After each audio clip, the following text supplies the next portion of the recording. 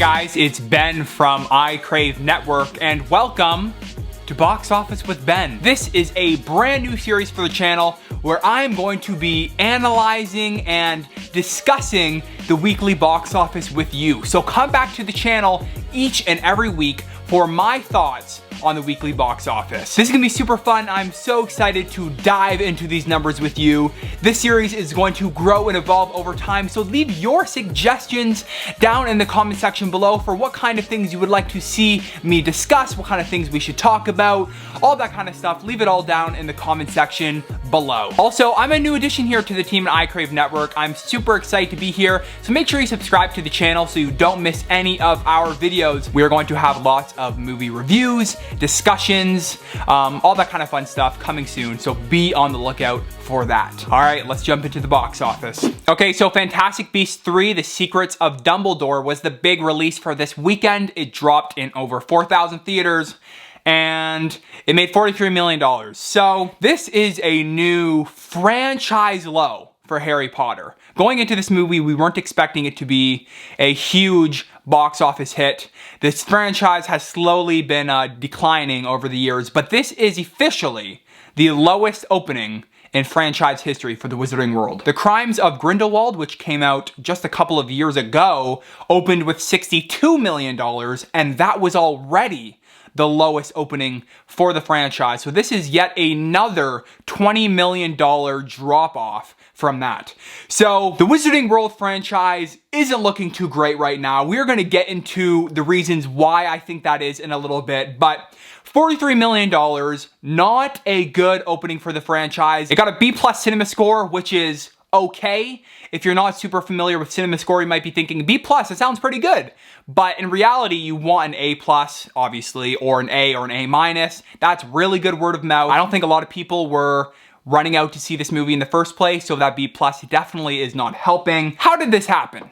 How did the Wizarding World franchise get to this point? I think it's for a couple of reasons. Number one, J.K. Rowling. I think this is a smaller reason than a lot of people are making it out to be, but, you know, it's obvious that J.K. Rowling has been in the news a lot over the past couple of years. She's made some controversial statements. Number two, I think these films just haven't been on par with the quality of the original Harry Potter series, and they haven't been able to recapture the magic of that series, and people are kind of realizing that at this point. They're not super interested in this world and these group of characters. And then three, Sonic 2. Sonic 2 was a big hit last weekend, and it's a big family movie. So these were two family movies that had to compete against each other, and at the end of the day, people just decided to see Sonic instead of Fantastic Beasts. So there are numerous other reasons why this film did not do very well, but I think it's a mix of all those things. But at the end of the day, Warner Brothers needs to think about what are the next steps to fix this franchise. I think they're going to can Fantastic Beasts 4 and 5. I don't think those movies are going to happen at this point. I think that they should bring in some new talent to breathe some new life into the franchise. I think they're going to take a couple of years off. I'm very curious to see what happens. And yeah, number two this weekend was Sonic 2, which had a respectable 58.4% drop. Got another $30 million. This movie's doing very well. That's close to the drop from the first movie. This movie is now up to almost $120 million domestically and over $230 million worldwide. So this is a big success already for Paramount. It's well on its way towards profitability. I think Paramount is going to be very happy with how Sonic's been doing. Families are loving this movie. Audiences are loving this movie. It's going to continue to hold very well. Also, another movie from Paramount that continues to do pretty good is The Lost City. Surprise hit-ish from Paramount. It's up to almost $80 million domestically at this point. Only a 28% drop this weekend. Got another $6.5 million. So it's holding pretty well. And though it likely won't hit $100 million at this point, I think Paramount has got to be pretty happy with the return on this movie. A non-IP romantic comedy. We don't see those that much anymore. I was curious as to how this movie would do, and it's definitely found its audience. So I think Paramount's got to be pretty happy with that at this point. Everything Everywhere All at Once got another 970 theaters added this weekend, bringing its total to over 2,000 theaters. And because of that, also because of the positive word of mouth, it went up 2.1%. So that's great. I mean, obviously that's expected when you're adding so many theaters, but I love that this movie is making a good amount of money at the box office. It's up to almost 18 million at this point. That's great for this small indie original movie. That kind of money we don't usually see for these types of movies. So clearly this is finding an audience. I love that people are going out to see this movie. So original, so unique, so creative, so ambitious, and it deserves all the praise. It deserves all of the money. So I'd love to see it doing well. Father Stu made 5.7 million this weekend, but actually opened on Wednesday. So if you count from Wednesday, it made over 8 million, which is, I think that's pretty solid for this type of movie. I think I read somewhere that its budget was like 5 million-ish. So it's already made over its budget. It's gonna be profitable. Not a huge success, but a respectable number nonetheless. Okay, so for the rest of the top 10, Morbius, not looking great. Had a historically bad drop off last weekend, and it continues to plummet. Lost over 800 theaters this weekend, which was not good for a movie in its third week, a Marvel movie in its third week. So Morbius had a 54% drop. It's likely gonna be profitable, but not what Sony was hoping for at all. Ambulance is also not doing great. It had a 54% drop this weekend after an already career low opening for Michael Bay. So it only made another 4 million this weekend. Interestingly, it's Michael Bay's like most critically acclaimed movie, I believe, but it's been his worst financially so far. So that's a little bit of an interesting situation there. The Batman is still going strong. Hit $750 million worldwide. It's hitting HBO Max tomorrow, so very curious to see if it's just gonna drop off at this point or if it will continue to make money.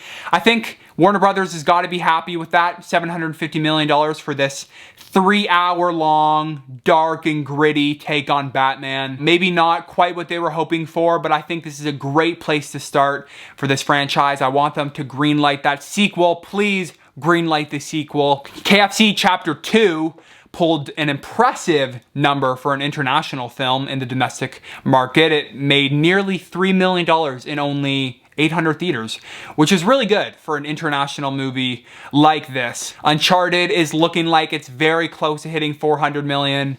Will it be able to? That's the question. I think it's gonna be so close, but I don't know if it's gonna hit it. All right, so that's it for the top 10 for this week. Let's look to next week where we have 3 major releases. We have The Bad Guys opening, The Northman, and The Unbearable Weight of Massive Talent. I'm gonna give you guys my predictions for how well I think these are gonna open, and then we'll take a look at my predictions next week and see how close I was. This is something fun we'll do with this series. So for The Bad Guys, I'm gonna put my prediction at $25 million. It's a new IP. There are several other family films at the box office that it's competing with right now. But it had great trailers. It looks like a lot of fun. It's gotten some really good reviews, so I think word of mouth will be strong. Next, The Northman, I'm gonna put my prediction at $8 million. If this makes $8 million, if it makes, you know, $15 million, that's terrible for this movie. This movie has a budget of $90 million. They gave Robert Eggers $90 million to do The Northman. I don't understand that from a business perspective, but I love it from just like an artistic perspective. Like, give him the money to do what he wants to do, but this movie's gonna flop, let's be real. This movie's gonna lose money, and I think that it's gonna be not well received by audiences. I think that it's gonna bomb at the box office, and I'm gonna put my prediction at 8 million. I hope it does better, but we'll see. We'll see. And then for The Unbearable Weight of Massive Talent, I also don't think this film is gonna do super well. I'm gonna put my prediction at 15 million. This movie has been getting some really great reviews. I'm sure audiences are gonna love it, but I just don't know how much appeal there is for this movie. I don't know how well marketed it has been, so I don't know. Also, let me throw out some audience score predictions for these movies. The Rotten Tomatoes audience score. Bad Guys, I'm gonna put it at 88. I think this film is gonna be received really well. I think families are gonna love it. I think they're gonna have a good time. They're gonna get what they expect. The Northman, I do not think it's gonna be received well. I'm gonna put it at a 58. I've heard it's weird, it's wacky, it's full on Robert Eggers. And The Unbearable Weight of Massive Talent, I'm gonna put at an 85, a light 85. An enjoyable movie, maybe not one that people are gonna be over the moon for though. So that's it. That's the breakdown of this week's box office. Let me know what you guys think of these numbers. What do you think of Fantastic Beasts opening? What do you think of the Harry Potter franchise as a whole? And what should Warner Brothers do to fix it? Thank you guys so much for watching. Make sure you subscribe to the channel and hit that bell notification icon so you don't miss any of our uploads. Also, make sure you check out my channel, Ben Jansen Film, where you can find lots of movie reviews, Oscar predictions, reactions, all kinds of fun stuff. Let me know what you thought of the first episode of Box Office with Ben down in the comments section. I appreciate all of your support, and I'll be back with the box office next week.